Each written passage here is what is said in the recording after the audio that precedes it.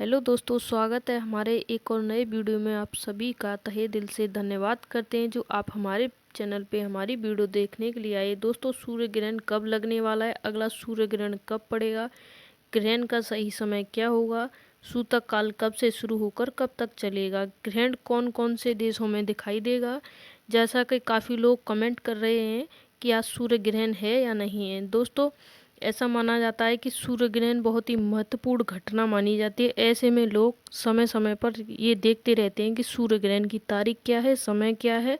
ग्रहण सभी के लिए हानिकारक होता है दोस्तों, यहाँ तक कि बच्चे से लेके पक्षी जानवर सभी लोगों के लिए हानिकारक होता है।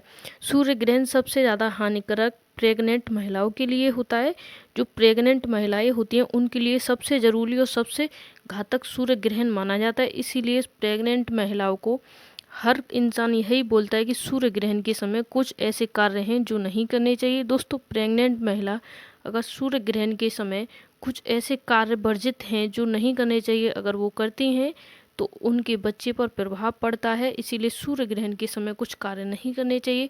यहाँ तक कि आपके घर में गाय है, भैंस है, उससे भी अगर प्रेग्नेंट है तो उसे भी आप सूर्य ग्रहण के समय बाहर ना निकालें, उसे उसकी छाया में ही रहने दें, यानी सूर्य ग्रहण की किरणें उस पर ना पड़ें। दोस्तों, आपको ध्यान रखना है, सूर्य ग्रहण की किरणें होती हैं बहुत ही हानिकारक होती हैं।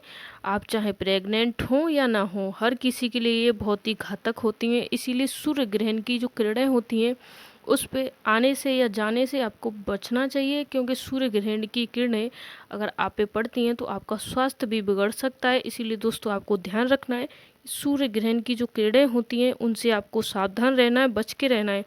दोस्तों, इसी के साथ साथ सूर्य ग्रहण के समय कुछ वर्जित कार्य हैं। दोस्तों, सूर्य ग्रहण के समय आपको पूजा नहीं करनी चाहिए, मंदिर को भी नहीं छूना चाहिए। दोस्तों, इसी के साथ साथ आप तुलसी का जो पेड़ होता है उसे भी नहीं छुएं। सूर्य ग्रहण के समय सूर्य की जो किरणें होती हैं तुलसी माता पे ना पड़ें, इसके लिए उस पर कपड़ा बांध दीजिए। और आपको ध्यान रखना है, जब सूर्य ग्रहण समाप्त हो जाए उसके बाद आपको अपने घर में पोंछा लगाना है, वो भी सेंधा नमक डाल के लगाना है। जो सूर्य की ग्रहण पड़ा है उसकी जो किरणें हैं आपके घर में नेगेटिविटी लाएंगी, वो सारी नेगेटिविटी पॉजिटिविटी में बदल जाएगी। इसलिए आपको सेंधा नमक से पोंछा लगा देना है। सूर्य ग्रहण के बाद मंदिर की सभी तस्वीरों को पोंछ देना है। उसके बाद आपको अपने गंगा जल से छिड़काव कर लेना है पूरे घर में। और आपके घर में शंख हो तो एक बार शंख बजा दीजिए, नहीं है तो कोई बात नहीं है, अब मंदिर की जो घंटी है वो ही बजा दीजिए पूरे घर में। जो सूर्य ग्रहण की अशुभ किरणें हैं उनका प्रभाव आपके घर के किसी भी मेंबर पे या सदस्य पे नहीं होगा। सूर्य ग्रहण की किरणें बहुत ही हानिकारक हैं, जैसा कि आप सभी जानते हैं।